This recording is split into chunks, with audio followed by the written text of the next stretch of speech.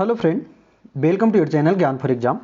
आपके दरोगा एग्ज़ाम को देखते हुए जो 26 दिसंबर को होने वाली है, इसी सीरीज को देखते हुए आपके एक नए सेट और शुरू कर दिए गए हैं जो कि प्लेटफॉर्म का है और यह वॉल्यूम 4 है, जिसमें कि आपके कुल 30 प्रैक्टिस सेट दिए गए हैं। तो इस 30 प्रैक्टिस सेट को हम लोग कंटिन्यू करेंगे और इसको आपके एग्ज़ाम से पहले ही 30 यानी कि हमारा प्रयास रहेगा डेली 2 सेट आपको प्रोवाइड करा दिया जाए। पर इसके लिए आपको हमें सपोर्ट करना होगा और आप कमेंट में ज़रूर बताएंगे कि ये कंटिन्यू सीरीज होनी चाहिए। तो आप लोग इस सीरीज को ज़रूर लगाएंगे। इसमें टोटल 30 सेट दिए गए हैं, साथ ही साथ कुछ प्रीवियस ईयर क्वेश्चन पेपर भी दिए गए हैं। तो इसमें मेनली हम लोग नए सेट जो हैं वो पूरा लगाएंगे। तो आज का ये शुरुआत रहेगा। आप हमें कमेंट में ज़रूर बता देंगे कि ये सीरीज को कंटिन्यू रखा जाए। आवाज़ थोड़ा सा बदला सा लगेगा, मेरा गला थोड़ा सा ख़राब है, पर आप लोग प्रश्न को सही से समझेंगे और सही से इस सीरीज को कंटिन्यू करेंगे। तो देखेंगे आज का टेस्ट सीरीज नंबर 1 का पहला प्रश्न। पहला प्रश्न देखेंगे, गोविंद चंद्र गढ़वाल की रानी कुमार देवी ने धर्मचक्र जीन बिहार कहाँ बनवाई थी। तो ये अभी आपको मौका है, आप आसान से इसको आंसर करते चलेंगे अपने कमेंट बॉक्स में, और साथ ही साथ आपने आखिरी में टोटल काउंट भी कर लेना है आपके कितने सही और गलत हो रहे। इससे आपको पता चल जाए कि आपकी अभी तैयारी कहाँ तक पहुँचे। तो बूस्ट अप करने के लिए अभी हमारे पास टाइम मिलेगा कुछ, जो कि लगभग 30 दिन के आसपास है। तो अभी हम उस पर काम कर सकते हैं। तो यहाँ सही है कि गोविंद चंद्र गढ़वाल की रानी कुमार देवी ने धर्मचक्र जीन बिहार कहाँ बनवाई थी, तो सारनाथ में बनवाई थी। दूसरा प्रश्न देखेंगे। दूसरा कहता है, निम्नलिखित में से किस स्थान की यात्रा बुद्ध ने नहीं की थी। वैशाली, कपिलवस्तु, कौशाम्बी और उज्जैनी। तो सही आंसर हो जाएगा ऑप्शन नंबर डी, उज्जैनी।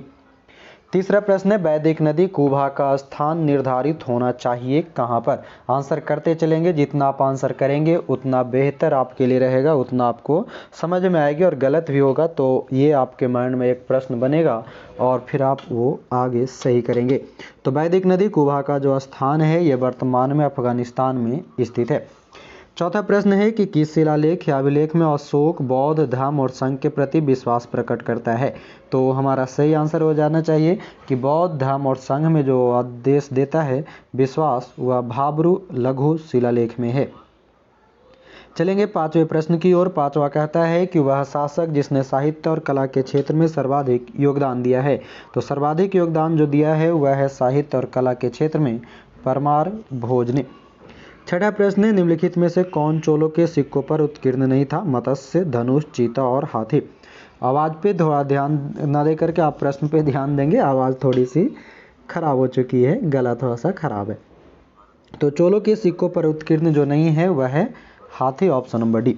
सातवां प्रश्न, सुप्रसिद्ध कृति तबकात अकबरी की रचना किसने की थी। तो तबकात अकबरी की रचना ख्वाजा निजामुद्दीन अहमद ने की है। और बहुत जल्द ही आप लोगों के लिए हम एक दिसंबर महीने में ऑफलाइन टेस्ट भी ऑर्गेनाइज करा रहे हैं, जो कि पटना में ही होगा। तो आप लोग को डेट अनाउंस किया जाएगा और टाइम, तो वहाँ पर भी आप लोग ज़रूर आएंगे। आप लोग टेलीग्राम या व्हाट्सएप ग्रुप को ज्वाइन कर लेंगे, वहाँ पर सारी इन्फॉर्मेशन दे दी जाएगी। आठवां प्रश्न है कि दक्षिण में बहमनी राज का संस्थापक कौन था। तो यह हो जाएगा हमारा दक्षिण में हसन गंगू। सिराजुद्दौला लॉर्ड कार्लाइव से किस युद्ध में पराजित हुआ था। पलासी, बक्सर, मुंगेर या बांडीवास। तो सिराजुद्दौला जो है यह पराजित हुआ था पलासी के युद्ध में। 10वां प्रश्न है कि आईसीसी T20 क्रिकेट विश्व कप 2021 का खिताब किस देश ने जीता। एकदम हाल फिलहाल का करेंट है, तो आपने देखा भी होगा, ऑस्ट्रेलिया ने जीता है न्यूजीलैंड को हरा करके। 11वां प्रश्न है, समलैंगिक विवाह को मान्यता देने वाला अंतिम पश्चिमी यूरोपीय देश कौन बना है। तो सही आंसर हो जाएगा स्विट्जरलैंड, ऑप्शन नंबर सी। 12 नंबर की प्रश्न है कि भारत के किस किसान ने सदाबहार नामक आम की नई किस्म को विकसित किया। तो सदाबहार नामक आम की जो नई किस्म है इसका विकास श्री कृष्ण सुमन ने किया है। प्रश्न है हमारा 13 नंबर की कि किस राज्य की जुडीमा राइस वाइन को जीआई टैग प्रदान किया गया है। ये सभी करेंट आपके अक्टूबर से ही संबंधित हैं, तो ध्यान देंगे। और साथ ही साथ आप अक्टूबर 2020 तक के करेंट को कवर करके भी जाएंगे। तो जुडीमा राइस वाइन जो है असम की है। 14 नंबर की प्रश्न है, T20 क्रिकेट में 10,000 रन बनाने वाले पहले भारतीय खिलाड़ी कौन बन गए हैं? तो T20 में 10,000 रन बनाने वाले विराट कोहली बने हैं। निम्नलिखित में से किस तिथि को मुस्लिम लीग ने सीधी कार्यवाही दिवस या डायरेक्ट एक्शन दिवस के रूप में मनाया था?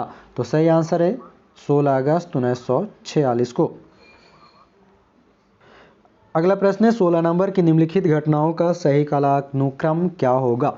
तो इस घटनाक्रम को अगर काल में लगाएंगे तो आपका सही आंसर हो जाएगा ऑप्शन नंबर डी 3, 2, 1, 4। 3 यानी कि साइमन कमीशन। साइमन कमीशन जो आया था भारत में, ये 1928 में आया था। गठन इसका 1927 में होता है।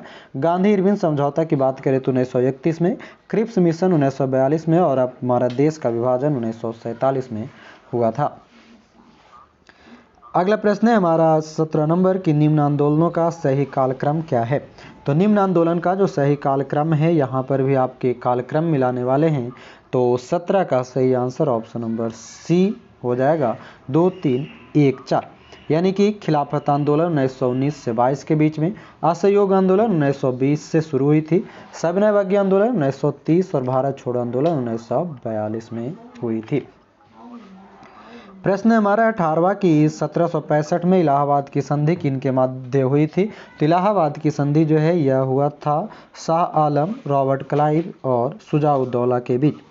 19वां प्रश्न की, किस मौलवी ने 1857 की क्रांति को जिहाद या धर्मयुद्ध की संज्ञा दी थी? तो आंसर करेंगे, ये जिहाद की संज्ञा जो दी है अहमदुल्ला ने दिया था। इसी प्रकार से अपना आंसर देते चलेंगे और क्वेश्चन पूरा नोट करते चलेंगे आपके कि कौन से प्रश्न सही या गलत हो रहे हैं। करेवा अच्छी तरह से जाने जाते हैं किस लिए? तो करेवा का जो क्षेत्र है यह केसर की कृषि के लिए जाना जाता है। 21 नंबर प्रश्न है कि पृथ्वी की सतह पर मौसम परिवर्तन के लिए उत्तरदायी कारकों की पहचान कीजिए।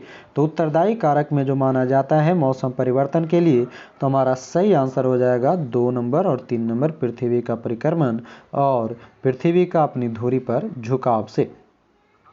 सागर तल पर लावंता द्वारा कितना दबाव डाला जाता है? तो लावंता द्वारा जो दबाव डाला जाता है 1013.25 मिली बार के रूप में। अगला प्रश्न इंपॉर्टेंट है कि निम्नलिखित में से कौन से दक्षिण पश्चिम मानसून की शुरुआत करता है?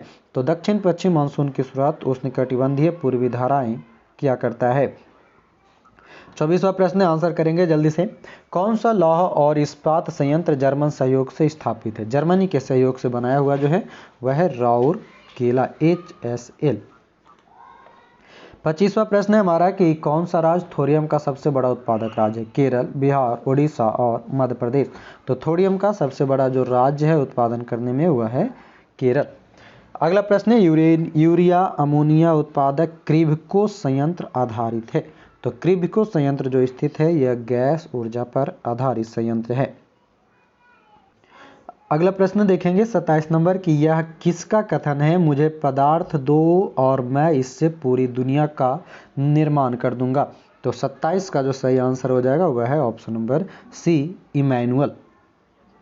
28वां प्रश्न है कि खगोलविदों के अनुमान के अनुसार ब्रह्मांड में आकाशगंगा की लगभग कुल संख्या कितनी है? तो ब्रह्मांड में आकाशगंगा की कुल संख्या अगर देखा जाए तो वह है 100 से 200 अरब के बीच में। अगला प्रश्न हमारा कि निम्नलिखित में से कौन सा मिलान सही नहीं है? स्लेट बलुआ पत्थर, सिस्ट सेल, संगमरमर चूना पत्थर या क्वार्टाजाइट बलुआ पत्थर। तो इसमें जो सही आंसर देखेंगे वह हो जाएगा हमारा ऑप्शन नंबर ए स्लेट और बलुआ पत्थर। स्लेट और बलुआ पत्थर जो है ये दोनों नहीं है, बाकी अन्य सभी सही है। बलुआ पत्थर जो है क्वार्टाजाइट से संबंधित है। 30 नंबर है निम्नलिखित ग्रहों में से किस ग्रह पर सबसे छोटा दिन होता है? सबसे छोटा दिन जो अगर किसी भी ग्रह पे होता है तो वह है बुध ग्रह पे। 31वां प्रश्न निम्नलिखित में से कौन सा देश भूमिवत या भूभाग से घिरा हुआ है? बुल्गारिया, जॉर्जिया, हंगरी या रोमानिया। तो हंगरी की राजधानी बुडापेस्ट होते हैं। 32 नंबर प्रश्न कहता है उष्णकटिबंधीय चक्रवातों की उत्पत्ति के लिए आदर्श स्थितियां पाई जाती है। तो आदर्श स्थिति जो पाई जाती है वह है उष्णकटिबंधीय महासागरों के पश्चिमी तटों पर, ऑप्शन नंबर बी। 33 नंबर प्रश्न है, निम्नलिखित पारिस्थितिक तंत्रों में से सबसे ज़्यादा प्राथमिक उत्पादन किसका है? तो सबसे ज़्यादा प्राथमिक उत्पादन जो किसी का है तो वह है ऑप्शन नंबर ए, शैवाल तल और भित्तिये का। आंसर करते चलेंगे आप लोग भी। 34वां है, निम्नलिखित देशों में से कौन सा पेट्रोलियम के भंडार में समृद्ध नहीं है? पेट्रोलियम के भंडार में जो समृद्ध नहीं है तो वह सही आंसर हो जाएगा मोरक्को। 35 नंबर प्रश्न कहता है, जनहित याचिकाओं का संवैधानिक आधार क्या होता है? तो इसका संवैधानिक आधार होता है न्यायिक विवर्तन स्वप्रसार। 36 नंबर प्रश्न है, निम्नलिखित में से कौन सा एक भारत के राष्ट्रपति और राज्यों के राज्यपाल के लिए एक सदृश नहीं है? तो इन सभी में अगर देखा जाए तो आपके ऑप्शन पढ़ लेंगे। महाभियोग प्रक्रिया जो है राज्यपाल से संबंधित नहीं है। आगे चलेंगे। प्रश्न हमारा 37 नंबर कहता है कि जिन राज्यों में द्विसदनीय विधानमंडल है वहां विधान परिषद में मनोनीत सदस्यों का भाग कितना होता है? तो मनोनीत सदस्य जो रहते हैं वह 1/6 होते हैं कुल सदस्यों का। अगला प्रश्न है, बहुत ही इंपॉर्टेंट प्रश्न है, कथन की है कि निम्नलिखित में से कौन से कारक राज्यों पर केंद्र के बढ़ते हुए नियंत्रण के लिए उत्तरदायी है? तो इसके लिए है ऑप्शन नंबर सी हो जाएगा 1, 2, 3, यानी कि राज्यों में शक्तिशाली नेतृत्व का अभाव, दृढ़ दलीय अनुशासन और केंद्र पर राज्यों की वित्तीय निर्भरता। इसके अगले पार्ट चाहिए यानी कि सेट नंबर 2 तो जल्दी से आप कमेंट में जरूर लिखेंगे, साथ ही साथ जय हिंद का मैसेज जरूर टाइप करेंगे। अगला प्रश्न है 39 नंबर की, पंचायती राज व्यवस्था के अंतर्गत भारत में ग्राम शासन एक दृष्टांत है। तो ग्राम शासन जो दृष्टांत है सही आंसर हो जाएगा हमारा ऑप्शन नंबर बी, यानी कि स्थानीय स्वशासन का और प्रतिनिधि मूलक शासन का। 40 नंबर प्रश्न है कि भारत का नियंत्रक और महालेखा परीक्षक का मित्र दार्शनिक और पथ प्रदर्शक के रूप में कार्य करता है। तो ये जो CAG के बारे में बात कर रहा है, कैग के बारे में, तो सही आंसर हो जाएगा सार्वजनिक लेखा समिति के लिए। 41वां प्रश्न है कि निम्न में से कौन सा कथन बजट का सही अर्थ प्रकट करता है? तो बजट का सही अर्थ कहने का मतलब होता है कि यह एक अनुमान लगाई हुई राशि यानी कि व्यय और राजस्व प्राप्ति के उपाय एवं संसाधनों का ब्यौरा होता है। 42वां प्रश्न कहता है, संवैधानिक शासन का अर्थ क्या होता है? तो संवैधानिक शासन का अर्थ जो है संविधान के प्रावधानों के अनुरूप शासन, विधि का शासन, नागरिक अधिकार, सीमित शासन, ये सभी होते हैं। तो ये इतना ध्यान में रखेंगे, सही आंसर ऑप्शन नंबर डी। 43वां प्रश्न है कि लॉबिंग की कार्यशैली अपनाई जाती है। तो लॉबिंग की जो कार्यशैली है वह दबाव समूहों द्वारा अपनाया जाता है। 44वां प्रश्न है हमारा कि अध्यक्षात्मक प्रणाली का कार्य सिद्धांत क्या होता है? तो इसका सही आंसर हो जाएगा शक्तियों का पृथक्करण। 45 नंबर प्रश्न है कि भारतीय संविधान में इनमें से किनका सर्वाधिक ऋणी है? तो भारतीय संविधान जो है सबसे ज़्यादा कहाँ से लिया गया है? तो हमारा सही आंसर हो जाएगा भारत शासन अधिनियम 1935 से, जहाँ से कि 70 से 75% तक हिस्सा ली गई है। 46 नंबर प्रश्न है भारतीय संदर्भ में लोकतांत्रिक समाजवाद के सिद्धांत का समर्थक कौन है? तो लोकतांत्रिक के हो जाएंगे जवाहरलाल नेहरू, ऑप्शन नंबर ए। अगला प्रश्न है हमारा बहुत इंपॉर्टेंट है 47 नंबर की, केपलर का द्वितीय नियम क्षेत्रीय वेग अचर रहता है निम्न में से किस संरक्षण नियम के तुल्य है? तो संरक्षण नियम का जो तुल्य होगा वह है कोणीय संवेग के। 48वां प्रश्न है, एक छोटा ठोस गोल्फ का गेंद श्यान द्रव में गिराया जाता है या अंततः एक समान वेग में चलता है जो कहलाता है? कौन सी वेग कहलाएगा? तो 48 का सही आंसर होगा सीमांत वेग, ऑप्शन नंबर बी। अगला प्रश्न है 49, वो PDF थोड़ा एडिट करने में ऐसा धुंधला हो गया, आप ध्यान से देखेंगे कि पृथ्वी का द्रव्यमान m तथा त्रिज्या r है।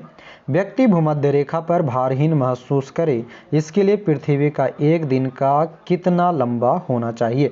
पृथ्वी का एक कितना लंबा होना चाहिए? तो √π जो है 2π√√r/, जी ऑप्शन नंबर ए। 50 नंबर प्रश्न है कि हासोंग 8 नामक एक नई विकसित हाइपरसोनिक मिसाइल का सफलतापूर्वक परीक्षण किस देश ने किया है? हासोंग 8 जो हाइपरसोनिक मिसाइल है यह किसका है? तो उत्तरी कोरिया का है। राइट लाइवलीहुड अवार्ड 2021 दिल्ली स्थित किस संस्था को दिया गया है? तो राइट लाइवलीहुड अवार्ड 2021 51 का सही आंसर LIFE को, लाइफ को। 52 नंबर का प्रश्न कहता है शांति के क्षेत्र में 2021 के नोबेल पुरस्कार हेतु नामित मारिया रेसा किस देश की हैं? तो मारिया रेसा का जो संबंध है, जिन्हें शांति का पुरस्कार दिया गया है, फिलीपींस से संबंध रखती हैं। 53 नंबर प्रश्न है वर्ष 2021 हेतु शांति स्वरूप भटनागर पुरस्कार कितने वैज्ञानिकों को प्रदान किया गया है? तो शांति स्वरूप भटनागर पुरस्कार जो है ये टोटल दिए गए हैं 11 लोगों को। वीडियो को एक बार अपने दोस्तों तक जरूर शेयर कर देंगे ताकि और सभी लोग इसको देख सकें। 54 है कि T20 क्रिकेट विश्व कप 2021 टूर्नामेंट में सर्वाधिक रन किस बल्लेबाज ने बनाया है? तो 2021 का जो T20 था इसमें सबसे ज़्यादा रन बाबर आजम जो कि पाकिस्तान के हैं। 55 नंबर की प्रश्न कहता है आवर्त सारणी में परमाणु क्रमांक 38 वाला तत्व उपस्थित होगा। तो यह जो उपस्थित होता है सही आंसर हो जाएगा ऑप्शन नंबर ए, 2 भाग आवर्त 2A समूह तथा 5वें आवर्त में। 56 नंबर की प्रश्न कहता है इस्पात को तप्त ताप में निम्न ताप पर गर्म करके धीरे धीरे ठंडा करने का प्रक्रम क्या कहलाता है? यानी कि पूरी गर्म करने के बाद उसे धीरे धीरे ठंडा करना क्या कहलाता है? तो एनीलिंग कहलाता है। 57 है H2SO4O7 के लिए औद्योगिक नाम क्या है? तो इसका सही आंसर है ओलियम, ऑप्शन नंबर सी। प्रश्न है आगे बायोलॉजी के, और बायोलॉजी से प्रश्न ज़्यादा पूछे जाते हैं, इस पे भी ध्यान देंगे। तो यहाँ पर जो अगला प्रश्न है हमारा किससे संबंधित है? तो सही आंसर हो जाएगा कि सूत्री विभाजन नहीं होता है। तो किस में नहीं होगा? तो जीवाणु में सूत्री विभाजन नहीं होते हैं। 59 है सीप मोती किस वर्ग से संबंधित है? तो सीप मोती का संबंध मोलस्का से होता है। अगला प्रश्न है हमारा 60 नंबर की कीट की पहचान अन्य जीवधारियों से उसके पास क्या होने से की जा सकती है? हम किसी भी प्रश्न पे ज़्यादा डिफाइन नहीं कर रहे हैं क्योंकि आप लोग इस सभी प्रश्न को एक तरह से जानते हैं और हमारे पास अब इतना समय नहीं है कि आप को इतना डिटेल कराया जा सके। फिर भी जिस प्रश्न पे ज़रूरत होगी हम ज़रूर करेंगे, या फिर आप अपना विचार ज़रूर देंगे कि हाँ इसे डिटेल में किया जाए, या फिर जैसे है वैसा ही सही है। आइए तो 60 नंबर देखते हैं कि कीट की पहचान अन्य जीवधारियों से उसके पास क्या होने से की जा सकती है? तो वह होता है 3 जोड़ी टांग। 61 नंबर प्रश्न है कि एक बीज के अंकुरण के लिए निम्नलिखित में से कौन सी 3 परिस्थितियां सर्वाधिक महत्वपूर्ण है? तो एक बीज के अंकुरण के लिए जो सबसे ज़्यादा जरूरी है पानी, नियत टेम्परेचर यानी कि उचित तापमान, और ऑक्सीजन जरूरी होता है। अगला प्रश्न देखेंगे 62 नंबर है। 62 नंबर कहता है कि जीवों के द्विनाम पद्धति के 2 घटक कौन से हैं? जीवों के द्विनाम पद्धति के जो घटक होते हैं इसमें वंश का नाम और जाति विशेष बताया जाता है। हमारा अगला प्रश्न है 63 नंबर की पसीने का सबसे महत्वपूर्ण कार्य क्या है? तो पसीने का सबसे महत्वपूर्ण काम होता है शरीर के ताप का नियंत्रण करना। 64 नंबर की प्रश्न है कि निम्नलिखित में से कौन से समूह में केवल चालक तंत्रिकाएं होती है? मोटर नर्व्स होती है। तो चालक तंत्रिकाएं जो मौजूद होता है उसमें फेशियल, ग्लॉसोफेरिंजियल और ट्राइजाइमिनल होते हैं। 65 नंबर प्रश्न है जब वृक्क कार्य करना बंद कर दे तो निम्न में से कौन सा पदार्थ जमा होता है? तो वृक्क कार्य करना बंद कर दे तो रक्त में नत्र जनित अपशिष्ट पदार्थ होंगे। अगला प्रश्न है हमारा 66वां कि निम्नलिखित में कौन सा विकल्प शरीर का सबसे बड़ा आंतरिक अंग है? तो सबसे बड़ा जो आंतरिक अंग है वह होता है फेफड़ा, माफ करेंगे जिगर, ऑप्शन नंबर सी हो जाएगा। अगला प्रश्न हमारा 67 नंबर की निम्नलिखित में से उस विटामिन की कमी से हुए विकार का चयन करें जिसमें मुंह, गले, पैर के निचले हिस्से एवं पैर के पंजों में लाल रंग के धब्बे उत्पन्न हो जाते हैं। वह कौन सी विटामिन है? तो सही आंसर हो जाएगा पेलाग्रा। प्रश्न हमारा 68 की माल्थस सिद्धांत के मामले में यदि मजदूरी बढ़ती है तब इसका परिणाम क्या होगा? तो माल्थस सिद्धांत में होता यह है कि जब मजदूरी बढ़ती है तो जनसंख्या में वृद्धि होती है। प्रश्न हमारा 69 नंबर की बौद्धिक संपत्ति अधिकार व्यवस्था का प्रबंधन करता है। तो बौद्धिक संपत्ति अधिकार प्रबंधन का जो किया जाता है वह होता है WTO, option number B. 70 number प्रश्न है कि निम्नलिखित में से किस समिति ने भारत में राष्ट्रीय कृषि एवं ग्रामीण विकास बैंक नाबार्ड की स्थापना की संस्तुति की थी? तो वह है शिवरामन समिति, ऑप्शन नंबर बी। प्रश्न हमारा 71 नंबर की निम्नलिखित में से किस बाजार स्थिति में फर्म आपस में मूल्य निर्धारण और उत्पाद निर्णय में आत्मनिर्भर होती है? तो सही आंसर होना चाहिए क्या? जल्दी से बताएंगे, वह है अल्पाधिका। अगला प्रश्न है आपका और इम्पोर्टेंट है इकोनॉमी को देखते हुए कि वह मुद्रा जो या तो बेहतर आय या प्रतिकूल परिस्थितियों के कारण एक देश से दूसरे देश में शीघ्रता से प्रवाहित होती है कहलाती है। तो ऐसे मुद्रा को हम क्या कहते हैं? बहुत ही इम्पोर्टेंट प्रश्न है ये। गर्म मुद्रा या हॉट करेंसी के नाम से इसे जाना जाता है। 73 नंबर प्रश्न है कि पगमार्क तकनीक का प्रयोग किया जाता है किस लिए? तो वह होता है विभिन्न वन्य जंतुओं की जनसंख्या के आकलन के लिए। पगमार्क तकनीक। आगे के प्रश्न देखेंगे। 74 नंबर कहता है कि निम्नलिखित कथनों पर विचार कीजिए। तो निम्नलिखित कथन पर विचार करें तो आपके ऑप्शन नंबर सी जो है कौन से यहाँ पर सही चुनना था? तो क्योटो उपसंधि जो है 2005 में लागू हुई है, ये सिर्फ सही है, बाकी अन्य सभी गलत है। 75 नंबर प्रश्न है कि भारत में यूरो मानदंड किस वर्ष में लागू हुए? तो भारत में यूरो मानदंड किस वर्ष से लागू है? तो हमारा सही आंसर हो जाएगा 1 जून 1999 से। अगला प्रश्न है 76 की पृथ्वी आयोग एवं पृथ्वी विज्ञान मंत्रालय को बनाने की मंजूरी भारत सरकार ने किस वर्ष दी थी? यानी कि पृथ्वी विभाग कब बनाया गया था? 9 मई 2006 को। प्रश्न है हमारा 77 की IMD Indian meteorological department government of India की स्थापना किस वर्ष हुई? तो इसकी स्थापना हुई थी 1875 में। अब आगे के कुछ प्रश्न मैथ के होंगे तो आप इसे आंसर हम दे देते हैं, आप वीडियो पॉज करके जरूर बना लेंगे। 78 का आपका सही आंसर हो जाएगा 360। 79 का आपका हो जाएगा 7.0 ऑप्शन नंबर डी। 80 नंबर का प्रश्न आपका सही आंसर हो जाएगा और 320। 81 का सही आंसर हो जाएगा 1200 और 85 का जो सही आंसर हो जाएगा वह हो जाएगा आपके ऑप्शन नंबर सी। आगे देखेंगे 83 का जो जीके है कि सुधा कोऑपरेटिव की स्थापना किस आईएएस अधिकारी ने की है? तो सुधा कोऑपरेटिव क्या है? रामचंद्र सिन्हा। 84 नंबर प्रश्न है मैं जहां भी हूं जगदीशपुर वहीं है, यह किसने कहा था? तो यह कथन है कुंवर सिंह का, ऑप्शन नंबर सी। 85 नंबर प्रश्न है कैरेंट से संबंधित है कि वाईफाई सुविधा प्राप्त करने वाला 6000वां रेलवे स्टेशन कौन बना है? तो यह बन गया है हजारीबाग, ऑप्शन नंबर ए।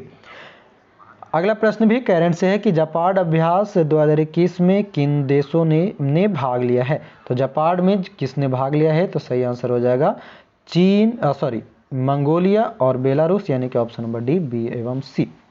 87 है निम्न में से कौन सा रेल लिंक भारत बांग्लादेश के बीच नहीं है? राधिकापुर, बिरोल, हल्दीबाड़ी, चिल्हाटी, पेट्रापोल, ब्योनापोल। तो ये जो सही आंसर हो जाएगा उपयुक्त में से कोई नहीं, यानी कि ये सभी जो है सही है। अगला प्रश्न देखेंगे। आखिरी के कुछ प्रश्न बचे हैं। अब तक आपने वीडियो को शेयर नहीं किया है, लाइक नहीं किया है और चैनल पे नए हैं तो चैनल को सब्सक्राइब जरूर कर लेंगे। आगे देखेंगे 88 नंबर की चरण 3 में सुन्नी बांध जल विद्युत परियोजना की क्षमता कितना है? सुन्नी बांध तो ये स्थित है हमारे जो 382 मेगावाट, ऑप्शन नंबर सी से संबंधित है। और ये कहाँ स्थित है ये आप कमेंट में हमें जरूर बताएंगे 88 का कि सुन्नी बांध कहाँ पर स्थित है। मेटावर्स क्या है? 89 का सही आंसर हो जाएगा मेटावर्स, जो कि वर्चुअल स्पेस का एक सेट है। 90 नंबर देखेंगे कि चचनामा किस प्रदेश के इतिहास का वर्णन करने वाला ग्रंथ है? तो चचनामा का सही आंसर हो जाएगा सिंध, ऑप्शन नंबर बी।